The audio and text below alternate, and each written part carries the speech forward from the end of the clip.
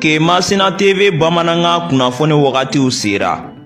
Kemasina TV Bamananga kunnafoni o bɛna lase aw ma an balimakɛ Abilaye Kulibali fɛ Radio Oxygène na. Kemasina TV ka aw kunnafoni bɔlɔlɔ sira kan k'aw to fɔ aw sigiyɔrɔ la. Ola an bɛ foli di an ka partenaires ma n'o ye MKCG Mamadou Karabenta Tora Madu commerçant général Kemasina fɔ min ye malosi ɲuman ka taa se binfaganaw tumufagalaw sɛnɛkɛ mansiw malo wɔrɔ mansiw jisama mansiw nin bɛɛ lajɛlen min sɔrɔ fɔ ka taa se an ka katakataniw ma sojɔlaw ɲinɛma kɔ aw kɔ siman ka taa se sojɔnɛgɛw ma so baarakɛminɛ bɛɛ lajɛlen min sɔrɔ fɔ ka taa se angɛrɛ ma angɛrɛ mun ne cɛkafili ti a ban nin bɛɛ lajɛlen min sɔrɔ MKCG o de kan bɛ bi kunnafoniw la sutuma bi ntɛnɛn ye dɔ farancɛ daminɛ de fɔlɔ don bi ntɛnɛn bɛnnen bɛ nazarasan kalo 11 na novembre kalo don bi y'o tile 11 ka bɛn 2024 san ma farafinkalo min bɛ n'o ye lasiri cɛman ye bi y'o tile 7 ye jate la san kalo 5nan don i jɛ san 1446 san dugawu de bɛ kɛ ala ka ɲɛ k'a d'an ma.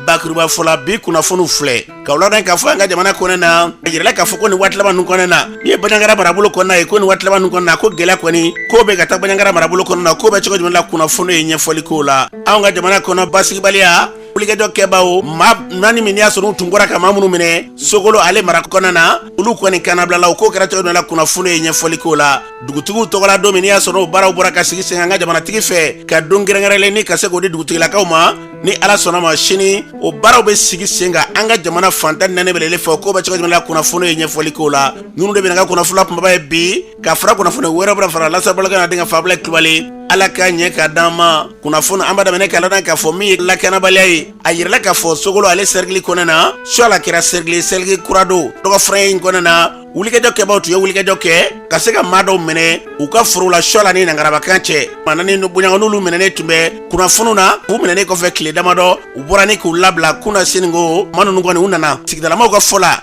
hali bi a bɛ ɲini jamana ɲɛmaaw fɛ wulikajɔ minnu bɛ sen na n'o ye lakana ye hali bi ka dɔ fara kɛtaw ka sango basigi bɛ se ka na mara dun kɔnɔna na cogo min na an bɛ dugawu kɛ minnu nanen filɛ yarabi ala k'u kisi a ɲɔgɔnna wɛrɛ ma mara in lakana a se bɛ masa ramani ye ala ka jamana in k'a bila lakana minɛn kɔnɔ n'an bɔra ye kunungo moro kimiri wɛrɛ la u bɛ jabali fɛ u bɛ suala cercle kura kɔnɔna na a yirala k'a fɔ kunungo moro kimiri wɛrɛ la ko wulikajɔ kɛbaaw nɛgɛ kanɲɛ 15 waatiw la selifana selen kɔnɔ u tun b'a fɛ ka don o forow la ye ko sigidalama minnu bɛ yen n'olu bɛ ka marifa ta n'o ye donsolakaw ye a y'a sɔrɔ olu kɔni ka lakana barika bonyanen b'a yɔrɔw la ye u ye marifaciw kɛ nka donsolakaw ka wulikajɔ barika bonyana k'u tun b'a fɛ ka don wulikajɔ barikeli kɔni kɛra u ma se ka don o kɔfɛ sɔrɔsilakaw jamana lakanaba minnu bɛ ala tuna o yɔrɔw la ye jabali marabolo kɔnɔ na olu farala ɲɔgɔn kan ni ka se ka wulikajɔ kɛ o yɔrɔnin bɛɛ la kana don donsolakaw ma a yirala k'a fɔ ko maa ninnu ŋaniya min tun b'u ma k'o kɔni ma sira sɔrɔ nka a ka marifaciw sen fɛ min ye mɔsi gerebu dɔ ye ko kisɛ kɔni y'ale sɔrɔ ale yɛrɛ jɔngɛnna nka ka sanga ni kunnafoni ye ko a ka jɔngɛn da ko baasiba tɛ u y'o ta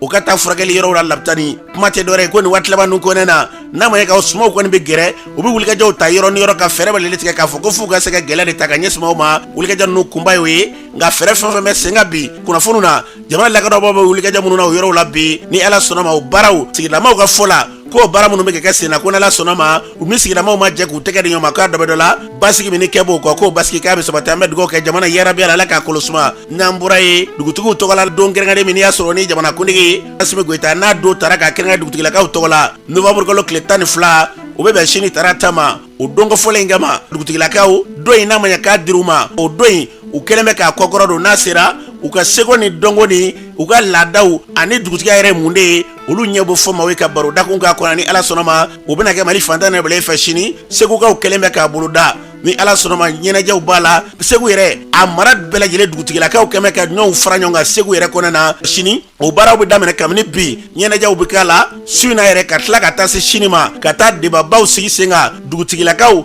u jɔyɔrɔ ye mun ye dugutigiya yɛrɛ ye mun de ye o baaraw bɛ kɛ segu baarabolo ta bɛlɛli la a defa talen bɛ k'a di sigida yɛrɛ ɲɛmaaba ma Abudu Kulubali ni ala sɔnna ma o baaraw bɛ daminɛ bi ka ɲɛnajɛw k'a la kuma tɛ dɔwɛrɛ ye dugutigilakaw u jɔyɔrɔ ye mun ye dugutigiya yɛrɛ mun ye ka se k'olu ɲɛfɔ a kɔnɔna na an bɛ dugawu kɛ fɛn fɛn bɛna k'a kɔnɔ a bɛɛ lajɛlen jamana in k'a segin a danbe kɔrɔ kɔnɔ n'o y'a kunbɛn an bɛ dugawu kɛ ala k'aw tila yen ne k'a yakubaya n'an bɔra ye an balona k'a fɔ bi an ka jamana kɔnɔ na Baɲaŋara marabolo k'a yirala k'a fɔ ko basigibaliya kɔni k'a bɛ ka cogo dugu dɔw olu b'a la ka wuli ka taa fɛ o min bɛ ka kɛ Baɲaŋara marabolo kɔnɔ min ye Cheikh Umaru Toloba ye ale b'o ɲɛfɔ an ye baaraw bɛ ka kɛ cogo di u ka mara kɔnɔ na an ka lamɛn an bɛ bɔ k'a adressé Mali autorités la k'a f'u ye hali bi ka bi k'u lakana mana anw bara dɛ. Diɲɛ don o don an de bɛ bɔ ka kule k'u lakana, wa an bɛ ka kule k'an sara maa minnu na bi jamana in mara bɛ olu de bolo n'o y'an ka lakana tigilamɔgɔw ye, n'o y'an ka sɔrɔsiw ye. Wagati kɛra maliyɛn bɛɛ ko politisiyɛnw dɛsɛra, ko n'a dira sɔrɔsiw ma ko jamana in bɛ hɛrɛ sɔrɔ, nka an ma hɛrɛ ye fɔlɔ dɛ. An kɔni kule b'a la diɲɛ don o don ko Mali kɛra a ta ye, ko Mali kɛra maliyɛnw sago ye. An bɛ k'a mɛn diɲɛ don o don ko Mali y'a ka yɛrɛma hɔrɔnya sɔrɔ, ko Mali ye kɛlɛkɛminɛnw sɔrɔ min b'a to dugu se ka dankari kɛ Mali la tuguni. An bɛ k'a mɛn yɔrɔ yɔrɔ la diɲɛ don o don ko Mali sɔrɔsiw ye duguw minɛ, nka an b'a fɔ anw bara diɲɛ don o don duguw de bɛ ka wuli, n'o ye Banɲagara mara ye, n'o ye Bankasi mara ye, n'o ye Douaza mara ye, n'o ye Koro mara ye. Sanji b'an kan, jadisiw b'an kan. Dɔ kɛra koyi. École kuma t'a la, an ka suguw tɛ ka se ka jɔ, an ka siraw bɛɛ tigɛlen don, an ka baganw bɛɛ gɛnna, an ka baganw bɛ gɛn, bagan 100-200, bagan 1000, kaman tɛ bagan minnu na fo misi, olu de bɛ tunu, mɔgɔ t'a dɔn u bɛ taa yɔrɔ o yɔrɔ, u bɛ sira tigɛ mɔgɔw la ka kari kuturu n'a jama k'a minɛ ka don n'a ye tu kɔnɔ, foyi tɛ bɔ a la. Dɔ kɛra koyi. Bandiagara mara san 4 gouverneur 3 Tate Menesi tɛ bɔ, min bɛ a ka fɔ an ye. Mali autorités les pays dɔgɔn wagati min ni Mali ni diɲɛ ka di, diɲɛmaa dɔw ye Mali dɔn pays dɔgɔn sababu la, u ka culture an'u ka Mali kanu sababu la. Mais bi o mɔgɔw de fililen don jadisiw bolo, min kɛra jadisiw ye k'u k'o kɛ. A fɔra an ye yan waati la k'an ka sɔn jadisiw ta ma, ko jamana b'a labɛn ko ka taa an bɛɛ bolo la. O bɛɛ kɛra, o bɛɛ la lakana bɛ ka dɛsɛ ka na. An m'an ta jadisiw fɛ yen, an bɛ faga sɔrɔsiw k'u bɛ labɛn na, an tɛ ka fɛn ye. Dɔ kɛra koyi, walahi dɔ kɛra. Mɔgɔw ni bɛ ka bɔnɛ diɲɛ don o don, i b'a ko foyi tɛ ka kɛ, hali communiqué simple a tɛ kɛ. Nin waati laban ninnu na Sonkokaw, musokɔrɔbaw, cɛkɔrɔbaw u sira kungo kɔnɔ walahi jadisiw sababu la. Sonko min ni bɛɛ lajɛlen hakili b'a la wagati la n'u ka mobili jɛnna ni musow ni denw ye, n'an ka Mali ministre wulila ka taga dugu la ka leedu ta ko nin ɲɔgɔn wɛrɛ tɛ kɛ tuguni. O dugu mɔgɔw de sira o don o kungo kɔnɔ, a dugu mɔgɔ bɛɛ bɛ ka vide. Vraiment dɔ kɛra. Ni priorité ye Mali la bi, priorité kan ka kɛ centre de ka lakana sabati jamana in kɔnɔ. I bɛ ka gɛnkun fanba dɔ ye lakanabaliya ye centre kɔnɔ, nka min ka kɛ centre mɔgɔw kɔ.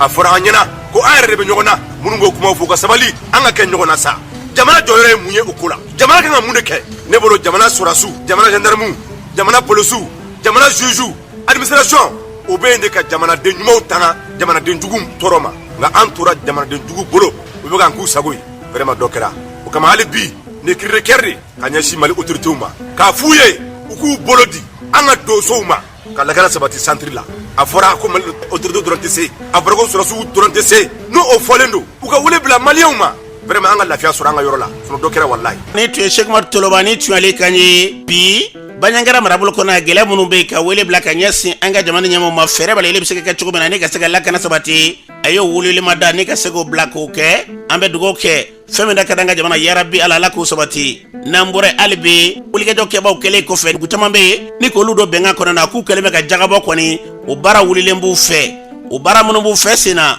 o jagaminɛ in a bɛ se ka kɛ mun de ye min masina maralakaden dɔ ye ale k'o ɲɛfɔ an ye. Jaga ninnu fɛɛrɛ jumɛn de kan ka tigɛ ko la an ka jamana kɔnɔ na wulikajɔw ka se ka dɔnse yɛlɛma nin baara ninnu ka se ka bali ko nɔ tɛ k'a dɔ bɛ dɔ la k'a bɛ tila ka maa ninnu u bɛ nin fɛn minnu bɔ simaw la k'a bɛ tila ka kɛ sababu ye ni ka tila k'a kɛ fɛn ni ka tila ka an ka jamana kɛlɛ n'a ye. Seereya in a y'a kanu k'a tɔgɔ to dugu la masina ka don baara in bɛ cogo di ale b'a ɲɛfɔ an ka lamɛn. Misiw bɛ jaga bɛ ka bɔ ni ninnu ye nin jaga ko n'u ye nin daminɛ an ko kabila ka kana Ablaye ninnu ɲɔgɔn kɛ ɲɔgɔn kan. Ablaye manamana tɛ mɔgɔ akala ko wari t'u bolo cogo ko fiɲɛ tigɛ mura ɲɔnu ne ku wari fɛn mun kɔni ye u ku kisɛ ye maa minnu m'u lase u ma hali bi o bɛɛ b'an ka sigida wa a m'o bɛɛ fo duguba kɔnɔna na a bɛ fan bɛɛ fɛ ani isazuru sɔrɔ u fɛ sɔrɔ cogo min na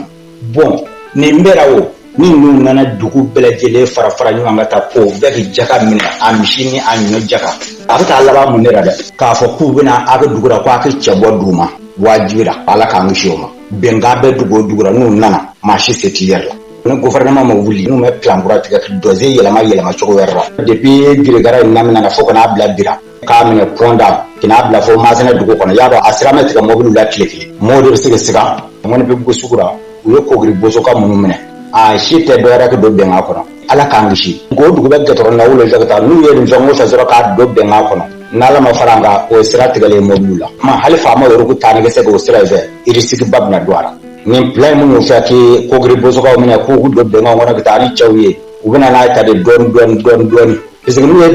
dugu ye bɛnkan ta n'u ye u bɛ don dugu kɔnɔ a kɛli ye kɛ cogo min na bon n'o kɛra sira bɛ tigɛ mɔbiliw la nka ne m'a dɔn hakilila min kɔni bɛ fanga yɛrɛ ma fɔlɔ anw de bɛ olu kɔ olu de b'anw mara n'o tɛ anw kamana gan bɛ da ni kamana gan tɛ fila ye an kɔni n tɛ yeli kɛ kosɛbɛ nka an bɛ kɛ yeli fitinin mun kɛ ani kɛ jateminɛ fitinin mun kɛ armée bɛ Mali fan bɛɛ media dɔw b'a kuma fɔ nka o t'a dɔn hali bɛ Ala k'a ko nɔgɔya. Jumadon ko u taara misi jagabɔ ko min na mais na gosi ɲɔ tigɛ ko kibaruya ka fara o kan k'u y'o lisi digi fara a kan ko maa o maa n'i k'i ɲɔ tigɛra k'a gosi ɲɔba bɛnna hakɛ ma a jaga bɛnna hakɛ ma ko k'a bɛɛ sɛbɛn papier la ni cɛ o cɛ m'a sɛbɛn papier la k'a bila k'o ko foro tɛ siɲɛ sɔmiɲɛ nata ni gouvernement ma wuli k'a jɔ ko ɲɔgɔn tɛ dɛ n'i ye ne kɛ chef d'état-major ye Mali la kɛlɛcɛ ta hali woloman taara n'i ye drogue k'i joli lakana entraînement kɛyɔrɔ la n'i taara kɛlɛ dara n'i drogue y'i bila n'i ma jadisi fa u b'i ɲɛnama minɛ bɛ taa n'i ye anw bɛ taa mun kɔnɔ anw tɛ drogue ko ɲɛɲini maa joli la. Ni tun ye sira dɔ kan ye ka bɔ Masina marabolo kɔnɔ na kuma tɛ dɔ dɛ bi jagako kuma min bɛ yen olu jɔrɔlen bɛ ni fɛn min ye ani o kɔfɛ n'i y'ale kɛ bi Mali kɛlɛkɛcɛw ka talikɛla ye chef d'état-major ye ko ale tɛ wolomani kɛ yɛrɛ maa maa b'a fɛ ka kɛ kɛlɛkɛcɛ ye i bɛ na de i bɛ taa ka se k'a bɛɛ lajɛlen bila ka faso kanu donna u ka taa marifa ci ka jamana bɔ bolo la k'o y'ale ka kɛta de ye an bɛ dugawu kɛ fɛn min da kɛra jamana na yarabi Ala k'o sabati n'an bɔra yen nin hukumu kelen in kɔnɔ na a yirala k'a fɔ ko Mbewani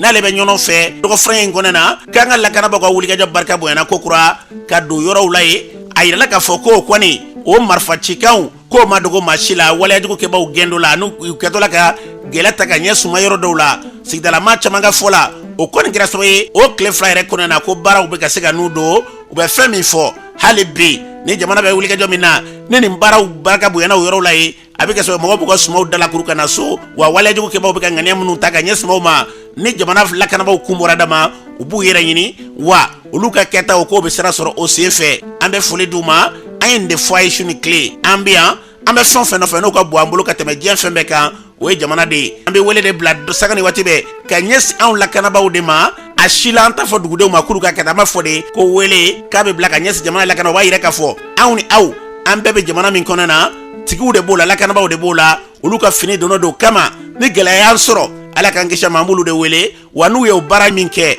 an b'u fɔ k'u waleɲumandɔn n'u welela yɔrɔ min na n'u taara an b'o foli ta ka ɲɛsin u ma n'u ma taa fana an bɛ tila ka se k'u wele an bɛ nin de fɔ a ye an bɛ yan nin de kama an ka baara ye nin de ye ka kunnafoni di aw ma an bɛ lakanabaaw fo nin wulikajɔ minnu kɛlen filɛ bɛ wa n'a lamini ka sanga ni kunnafoni ye n'a b'an sɔrɔ u ye wulikajɔ minnu kɛ hali bi k'a yɛrɛ k'a fɔ dɔ ka fara ka hali bi sanko suma ninnu bɛ se ka dakuru cogo min na k'o se ka suma ninnu ye waati de ye o waati kɔnɔ na walikajɔw kɛbaa ninnu ka barika u ka wulikajɔ barika bonya dɔ yɛrɛ tɛ ka se ka mɔgɔw ka suma kɔni ka se ka ndaraki n'o kɛra a bɛ tila ka taa kɛ olu de bolo dɛmɛ dɔw ye tuguni ka ɲɛsin an ka jamana ma o de kama an t'a fɛ u ka kɛ wele bɛɛ lajɛlen kun ye nin an bɛ dugawu kɛ an ka jamana yarabi Ala k'a kolo suma n'an bɔra ye Kidali marabolo k'a yɛrɛ k'a fɔ lakɔli maître minnu bɛ yen n'olu tun bɛ ka dɔn k'a fɔ Kidali baara sira fɛ ni baara ni mutation taara n'u ye Kidali o dɔw bɛ yen n'i y'a sɔrɔ gɛlɛya kɛra so n'u kɔtɔrɔma bɔra bi u kan ka kɛ cogo di a yɛrɛ k'a fɔ k'olu ka taali yɛrɛ o kunfɔlɔ k'o bɛna daminɛ ka ban o baara minnu bɛ sen na dɔw y'a yɛrɛ k'a fɔ a kumaw cayalen bɛ min y'u ka syndicat ɲɛmaa ye n'i y'a sɔrɔ bɛ tali kɛ Ousmane Alimudu Tarawele baara in bɛ cogo di ale b'o ɲɛfɔ an ka lamɛn. A ko kuma bɛ sen na mais k'a fɔ école karamɔgɔw ko k'u tɛ segin maa si m'o kuma fɔ an ye syndicat de l'éducation an ye u ka collectif parce que u ye collectif dɔ sigi a fɔ collectif de syndicats de la région de Kidal an n'u ye ɲɔgɔn ye an ye ɲɔgɔn kuma caman fɔra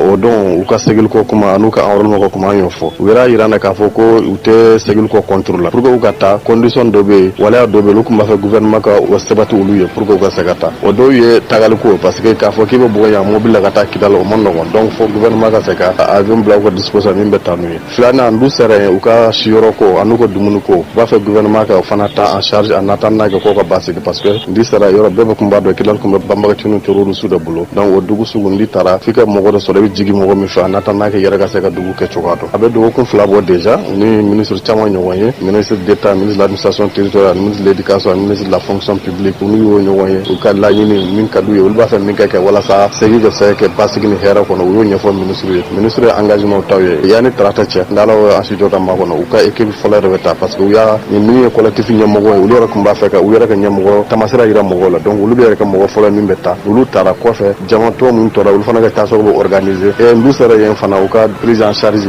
gouvernement bɛ o ta en attendant que situation ka se ka basigi u se k'u yɛrɛ yɔrɔ sɔrɔ dugu kɔnɔ cogoya min na an bolo an ye syndicat de l'éducation an ka tɔndenw dɔ don min ka gɛlɛn an ma u y'u ka lakana ko ye maintenant n'u yɛrɛ dynamique min sen u yɛrɛ bolo dynamique min ka ɲi an dan ye an b'u soutenir o dynamique de kɔnɔ ani ka sigiɲɔgɔn kumafɔɲɔgɔn min bɛ olu gouvernement cɛ ko encourager pour que segi bɛ se ka basigi ni hɛrɛ kɔnɔ ani n'u sera yen fana u ka lakana bɛ se ka basigi cogoya min na. Ne tun ye Ousmane Alimudu ni tun y'ale kan ye lakɔli karamɔgɔ minnu bɛ yen n'u b'olu ka bolo kan n'a yɛrɛ n'olu y'u ka lafasalitɔnw ye lafasalitɔn ɲɛmaw ye wa ko ɲɔgɔn sɔmɔsɔmɔ ma k'a la taali fɔra o labɛnnen bɛ nka n'a fɔra ɲɔ bɛ ɲɔbugu ta kan b'a la dɛ olu bɛna taa gɛlɛya de y'a to ni maaw bɔra ye maaw bɛna segin ka taa fɛn jumɛn de kɔnɔna na fɛɛrɛ jumɛn de kan ka tigɛ o la u da ser'o ma ko kumaɲɔgɔnya ye n'o tɛ baaraw yɛrɛ daminɛnen bɛ ka ban an bɛ dugawu kɛ min da kɛra jamana yarabi ala k'o sabati n'an bɔra ye minisiriso b'an ka jamana kɔnɔ n'o ka baara ɲɛsinnen bɛ sirabako ni bolimafɛnkow la sabatili ma olu ye faraɲɔgɔnkan dɔw kɛ faraɲɔgɔnkan in tɛ dɔwɛrɛ dɛ ka wulikajɔw kɛ siraw tiɲɛna ani fɛɛrɛ jumɛn de kan ka tigɛ u fɛ u b'a la ka wulikajɔ jumɛn de kɛ san yɛrɛ kɔnɔna na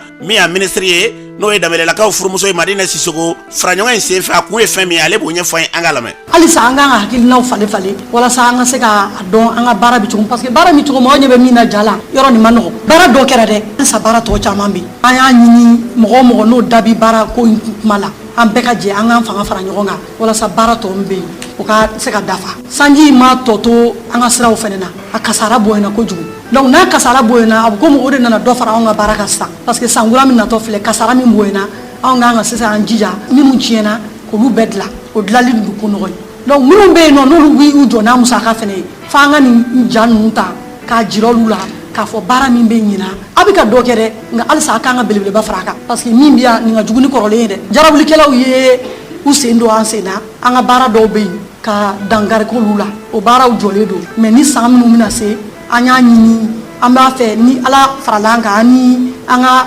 bolomasiri tabaw olu baara fɛn o fɛn jɔlen don an b'a fɛ k'o baaraw fɛnɛ bɛ kurakuraya a n'o dɔrɔn tɛ baara dɔw bɛ yen n'i ko k'i ka sira da sira tɛ se ka da ten i b'a fɔ ko jurukisɛ n'i bɛ sira da yɔrɔ kan ka di an ka sigiyɔrɔ dɔw bɛ yen olu mɔgɔw kɛmɛ ka u sigi sira tɛmɛ sira la donc yɔrɔ n'i y'i sigi sira tɛmɛ sira la a ko ma nɔgɔ donc o fɛnɛ ye dankari an ka baara dɔw la. ni tun ye Madina Sisoko ni tun y'ale kan ye minisiri bɛ n'o ka baara ɲɛsinnen bɛ sirabako ni bolimafɛnkow lasabatili ma u bɛna wulikajɔ minnu kɛ n'i y'a balalen fara ɲɔgɔn kan ɲɛta o lasabatili an bɛ dugawu kɛ ala ka bila hukumu kɔnɔna na n'an bɔra ye min ye kan des jeunes min bɛ yen kɛrɛnkɛrɛnnen y'a sɔrɔ sifinnakaw faralen bɛ ɲɔgɔn kan sifinnaka 200 Mali kɔnɔna na Mali yɔrɔ bɛɛ dɔ la k'olu fara ɲɔgɔn kan kɛrɛnkɛrɛnnenya na u ka se ka kalan fasoden ɲuman yɛrɛ k'a dɔn mun de o de don sifinnakaw u jɔyɔrɔ ye mun de ye o ye fara ɲɔgɔn ye sababu ye a fara ɲɔgɔn senfɛ minisiriw b'a la ka tɛmɛ waati ni waati ne ka t'u ɲɛdaw kan u nana na cogo min na n'olu yɛrɛ ka baaraw kɛra cogo da n'u b'a fɛ Mali ka taa cogo de ka se k'o ɲɛfɔ o kɛnɛ kan min y'an ka minisiri bɛ n'o ka baara ɲɛsinnen bɛ mara ni mara tiɲɛbɔli minisiri ye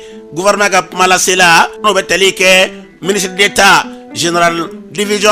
Abdoulaye Maïga ale kuma min fɔ sifinnakaw ɲɛkɔrɔ o filɛ baara mun kɛra an bɔra yɔrɔ min na bi an bɛ yɔrɔ jumɛn na ni an bɛ fɛ ka taa yɔrɔ min na u ye caman faamuya a la kosɛbɛ baara bɛ sen na a kɛra ɲinako fanfɛla ni ala sɔnna cogoya bɛ sɔrɔ a la solution bɛ sɔrɔ a la an ka jamana ɲɛmɔgɔ yɛrɛ général Danu Asimi Goyita u ka miirina kɔnɔna la vraiment fɛɛrɛ caman sera ka tɛmɛ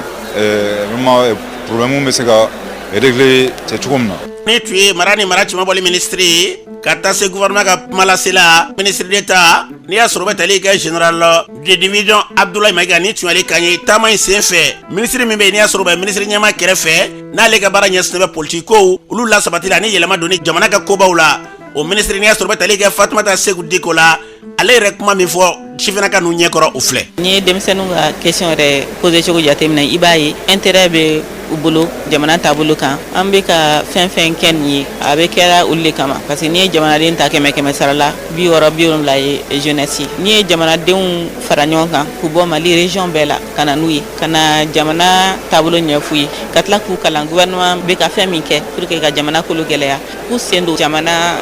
jɔli la a n'a taabolo la parce que autorités ka laɲini ye o de an fana bɛɛ ka laɲini ye o de. ne tun ye Fatumata Seku Diko ni tun y'ale kan ye wulikajɔ in tɛ de ka taa sifinnakaw ɲɛkɔrɔ ka t'u ɲininka n'u b'a fɛ Mali ka kɛ cogo di fɛn jumɛn de bɛ yen n'i y'a sɔrɔ n'o kuma b'u la u ka nin baro lasigi senfɛ u ye carte ɲinina kow kuma fɔ gɛlɛya minnu b'olu la u da sera olu bɛɛ lajɛlen ma u jaabira bɛɛ lajɛlen la kuma tɛ dɔwɛrɛ ye sifinnakaw k'a dɔn k'olu yɛrɛ de ye jamana siniɲɛsigi ye an bɛ dugawu kɛ kɔrɔfɔ minnu dira kɔnɛ na min da ka di Mali la ala k'a bila o sira kan n'an bɔra ye courant kɛra n'i ye karew kɔnɔna lajɛ an ka bɔlɔnw kɔnɔna la i bɛ courant poteaux i b'olu jɔlen minnu bɛ yen n'olu kan ka yelen mana o yelemana kura minnu bɛ yen a yirala k'a fɔ k'olu wari de bɛ tigɛ sigidalamaw kunna nka o n'a tabalilen kɔnɔ kurantigɛw bɛ sen na ko baara in tɛ ka kɛ nka ko hali bi k'a wari bɛ ka tigɛ maaw kunna dɔw b'o fɔ jamanaden dɔw b'u ka hakilila di nin ko in kan an ka maliden dɔw lamɛn. éclairage public ko in a b'an dɛmɛ dugu yɛrɛ kɔnɔna la hali sécurité a bɛ nafa ɲa o la bon kurantigɛ min b'a la ni fɛnɛ u b'a a mentionné an ka facture kan san ni san bɛ k'a sara yelen tɛ ka na karew yɛrɛ kɔnɔna la donc o de ye problème majeur ba ye anw yɛrɛ bolo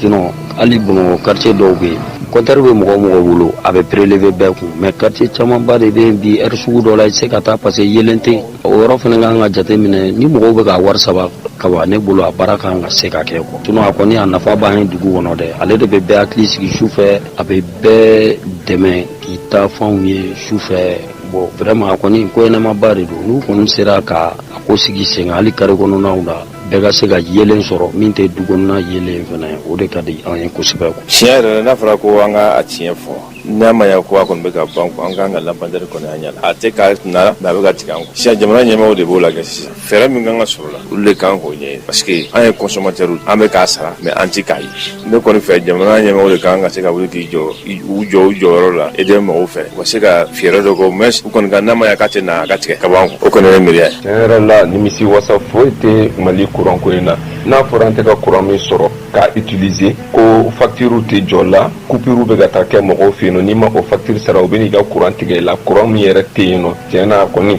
nimisi wasa foyi tɛ Mali courant ko in na an tɔɔrɔlen don dɛ an tɔɔrɔlen don n'u b'a lajɛ ka yɛlɛma don kow la de sinon an degunnen don dɛ an tɔɔrɔla yɛrɛ de. éclairage public ko in tiɲɛ yɛrɛ la a ko ma nɔgɔ ni su kora i la baara la baarakɛyɔrɔ n'i bɛ ka taa so i b'a ye k'a fɔ ko n'i ka fari da man di i tɛ se ka sira ye ka ɲɛ kosɛbɛ n'a fɔra k'a fɔ ko o wari bɛ tigɛ an kun alors que kurantigɛ in na a ma nɔgɔ ne bɛ se ka min fɔ o ye sonyɛni ye fɛn min ma d'i ma o ka tigɛ i kun o ye sonyɛni ye 100% donc a ɲɛmɔgɔ ninnu an bɛ welewele bila u ma u k'a lajɛ ni kuran ma di an ma fɛn kana tigɛ an kun. ni tun ye maliden dɔw kan ye an bɛ dugawu kɛ min da ka d'an ka jamana na ɲɛta la ala k'o sabati n'an bɔra ye lamɛrikɛn jamana olu bɔra ni k'u ka jamana kuni kalata ne ka bɔ k'o kɛ dɔgɔfrɛ tɛmɛnen na a kalataw kun jɛra hɛrɛ ni baden na wa ɲɛma min bɛ n'i y'a sɔrɔ ne jama ye danaya d'aw kan o de kɛra jamanatigi de n'o ye Donald Trump ye o baara min kɛra dɔw y'a yɛrɛ k'a fɔ ko a kun ye fɛn minnu fɔ k'a bɛ se ka kɛ sababu ye an ka jamana kɛlɛ ka se ka fiɲɛbɔda sɔrɔ dɔw yɛrɛ yɛrɛ k'a fɔ kɛlɛba minnu bɛ yen n'a y'a yɛrɛ k'a fɔ k'a bɛ n'olu kɛlɛw ban ko n'olu dɔw banna k'anw ka jamana gɛlɛya kɔni k'a bɛ ban pewu Amadu Koyita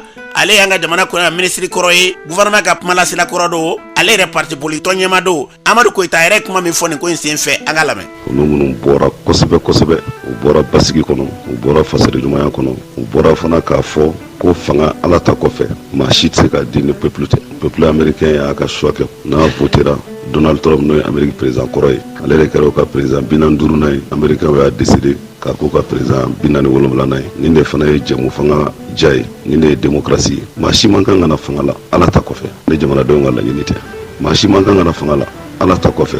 ne jamanadenw ka danaya tɛ ne jamanadenw y'o danaya da i kan u bɛ fanga d'i ma ne jamanadenw y'o danaya da i kan u b'i ni kɔgɔ kosɛbɛ min b'a to i bɛ se ka baara kɛ jamanadenw ka nimisiwasa kɔnɔna na n bɛ peuple américain fo la kosɛbɛ k'a fɔ fana Donald Trump maa dɔnnen don maa cɛsirilen don a kɛra président ye ka tɛmɛ a batira o kɔrɔ ko ne ma n'i bɛ sira ɲuman kan n'i bɛ sira kɛ i dalen bɛ sira min na n'i ye kɛlɛ k'o sira kan n'i y'i ka jamanadenw lamɛn n'i y'i ka jamanadenw ka hamina dɔn n'i y'i ka jamanadenw ka miirina dɔn n'i y'a f'u ye k'a fɔ k'e bɛ na a solution ɲini o de la jamanaden fan caman bɛ sɔn ka danaya da i kan ala ye fanga min d'a ma ala ka a tali fanga d'a ma an b'a dɔn fana Mali ni États-Unis ye jamana teri jamanaw ye américains ka dɛmɛ caman sera ma n bɛ se ka Millennium Challenge fɔ o kɛra ala ka ɲinama Tumani Ture ka tile la o ye dɛmɛ caman lase an ka jamana ma u bɛ continuer k'an dɛmɛ fana ni basigi kɛra yen nɔ ni élection kɛra mankan ye an tɛ se ka foyi fɔ fo ka foli kɛ k'a fɔ fana Donald Trump bɛna président la waati min na waati gɛlɛmaba sabula guerre bɛ diɲɛ fan bɛɛ guerre bɛ Ukraine guerre bɛ Palestine ani guerre bɛ fan caman an b'a ɲini ala fɛ Trump yɛrɛ campagne kɔnɔna na ko na Américain ye danaya d'ale kan ko n'a nana ko Ukraine kɛlɛ kɔni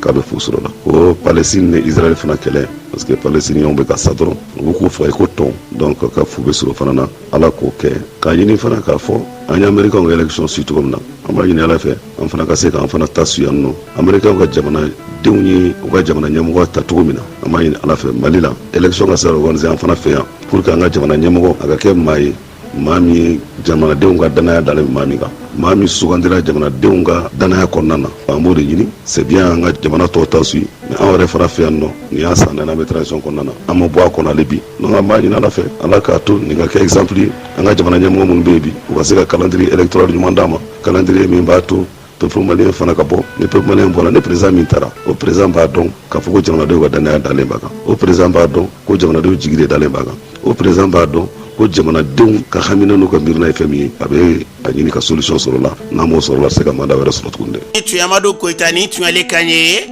an bɛ dugawu kɛ fɛn o fɛn da kɛra an ka jamana yarabi ala k'o sabati n'an bɔra ye manager n'i y'a sɔrɔ ye siraba ale matarafali u cakɛda olu ka lafasali tɔn u ye fara ɲɔgɔn dɔ kɛ k'a yira k'a fɔ jolideba dɔ u bɛn'o baaraw sigi sen kan a baaraw bɛ daminɛ bi yɛrɛ fo jumadon o kɔfɛ u bɛna fara ɲɔgɔn wɛrɛ kɛ tuguni n'i y'a sɔrɔ u bɛna k'u fɛ nin dɔgɔ furancɛ kelen kɔnɔ sibirido n'o fara ɲɔgɔn bɛna kɛ mun ye kongoro n'a fɔra kongoro o ye kasiki de ko ye ale nafa ye mun ye mun ni mun de bɛ yen n'i y'a sɔrɔ n'a donni moto la n'a bɛ se ka kɛ bolimafɛn n'i b'a sanfɛla la ka se k'o kɛ ani dugalen minnu bɛ yen n'i y'a sɔrɔ n'olu bɛ kɛ motow la olu nafa u bɛn'o baaraw bɛɛ lajɛlen sigi ani k'olu ɲɛfɔli kɛ nin dɔgɔ furancɛ kelen baara bɛɛ nin dɔgɔ furancɛ kelen bɛna k'a baara bɛɛ lajɛlen la yaasa ka sira d'a ma u ka lafasali tɔn o secrétaire général n'i y'a sɔrɔ o y'a kalatigi ye Nuhu Koyita baara in b'u fɛ cogo di ale b'a ɲɛfɔ an ye an ka lamɛn. Komi nin baara minnu bɛna kɛ nin ye service ka baaraw de ye u ka programme d'activité de don o kɔnɔna na an ko yanni nin don kofɔlen cɛ parce que diɲɛmɔgɔ de b'a célébrer ko journée mondiale du souvenir des victimes d'accident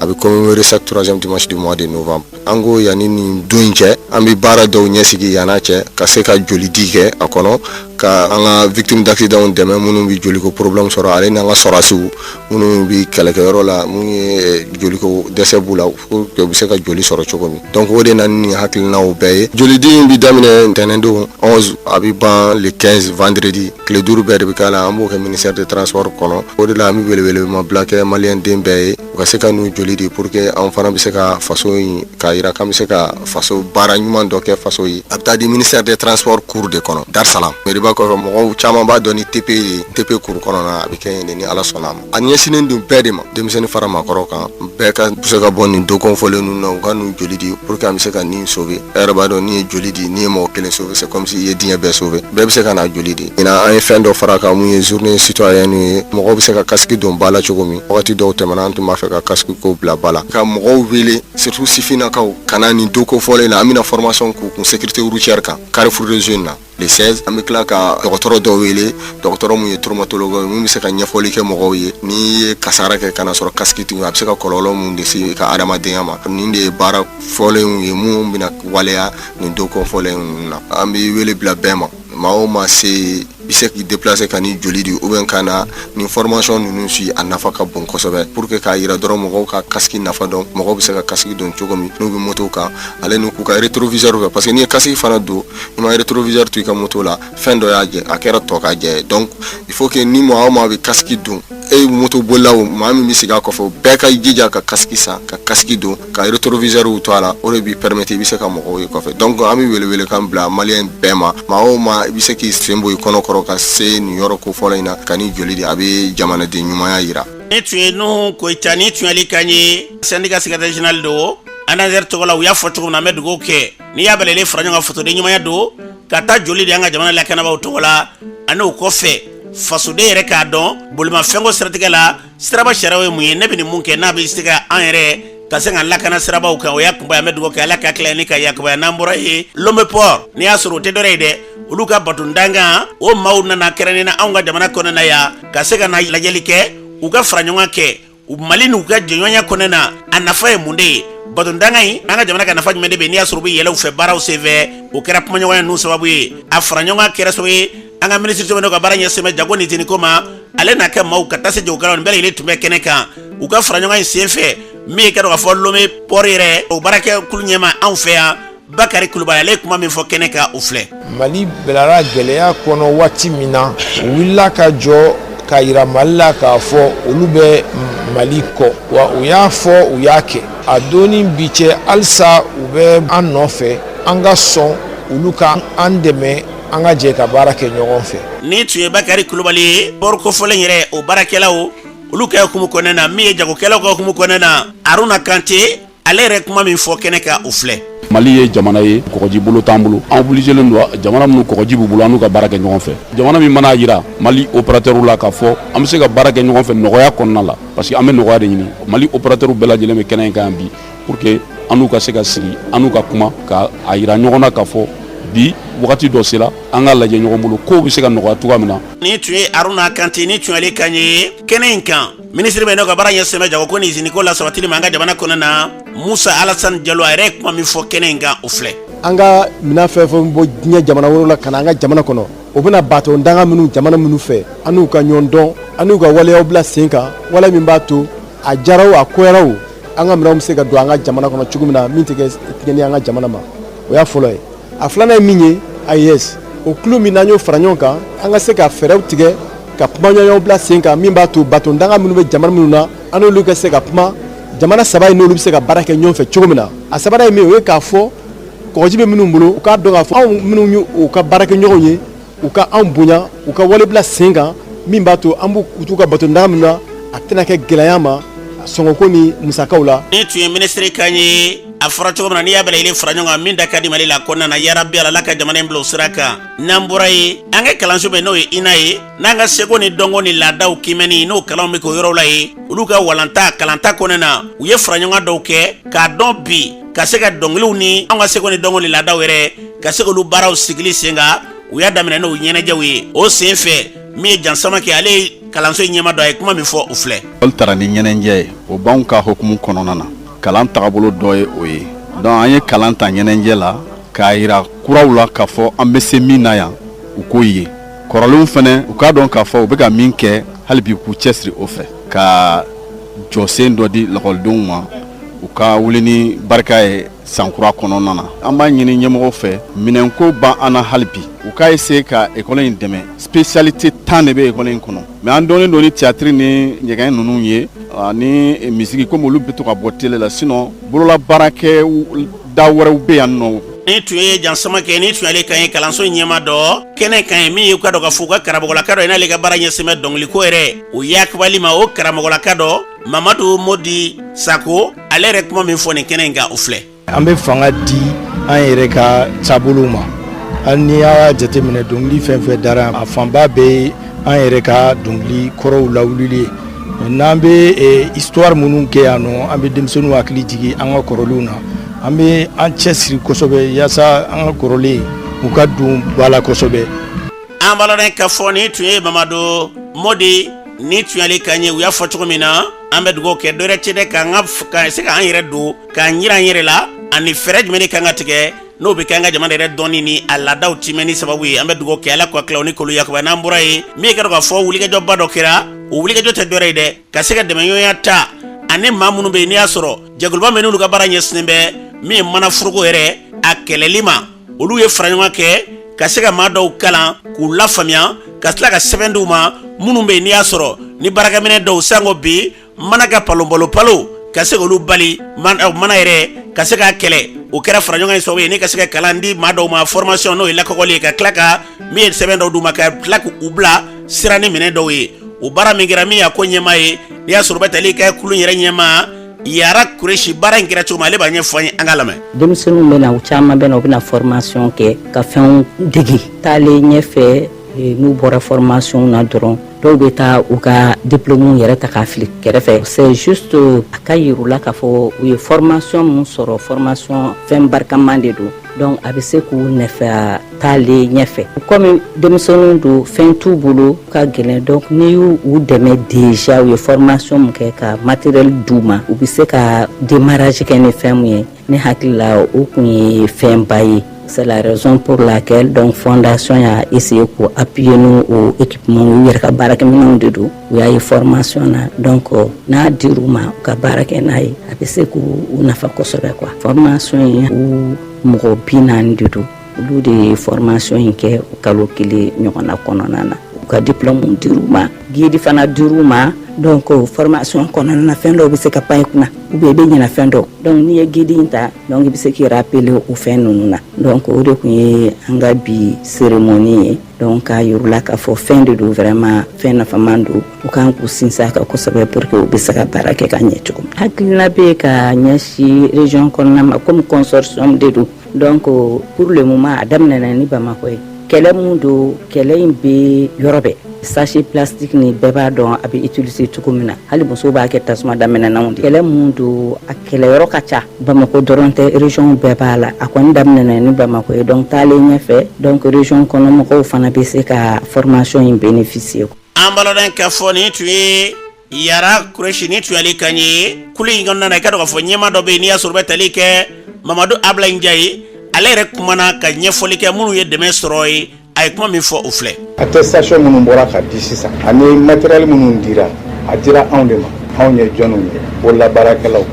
bi an bɛ tailleur de ka kɛnɛ kan olu de ka ca n'a tɔw ye dɔwɛrɛ min bɛ yen o ye papier ko fana ye o minɛnw dira ka fara machine minnu dira an ma olu kan bi an bɛ foli de kɛ fondation ye parce que fɛn de daminɛlen b'u fɛ n'u yɛrɛ ɲininka u b'a fɔ k'a ka dɔgɔ mɛ n'i y'a lajɛ a ka bon dɛ kuma dɔ fɔra sɔn n'o ye musow ka baara in kɛli ko n'i ye muso kelen kalan i ye du kalan i ye kin kalan i ye jamana kalan kangari min dara aw fana ye an b'o ɲini aw fɛ an balakaw aw k'aw jija papiye min n'aw y'a sɔrɔ aw kana kɛ papiye lankolon ka taa da so kɔnɔ ye mɔgɔ yɛrɛ i bolola fɛn de i yɛrɛ de bɛ valeur dɔn a la dɔ hakilina min dira an ma an k'an jija hakilina nin an k'a baara kɛ an k'a dɔn k'a fɔ an bɛ anw yɛrɛ de ye an bɛ sigida ye an bɛ jamana ye parce que an bɛ ka fɛn min kɛlɛ a bɛ se bɛɛ lajɛlen ma a fɔlɔfɔlɔ ye aw musolakaw de ye parce que a utiliser bɔta fɔlɔfɔlɔ ye aw de ye aw de bɛ taa sugu la aw b'a san ka na n'a ye aw b'a kɛ ka tasuma minɛ o gazi minnu bɛ aw de b'a san bon ni mananin ko in bɔra ye kɛnɛya bɛ sabati du kɔnɔ. ne tun ye mamadu abdulayi njayi ni tuyali kan ye a fɔra cogo min na an bɛ dugawu kɛ yarabi ala ka faamuyaliko ɲuman d'an bɛɛ lajɛlen ma n'an bɔra ye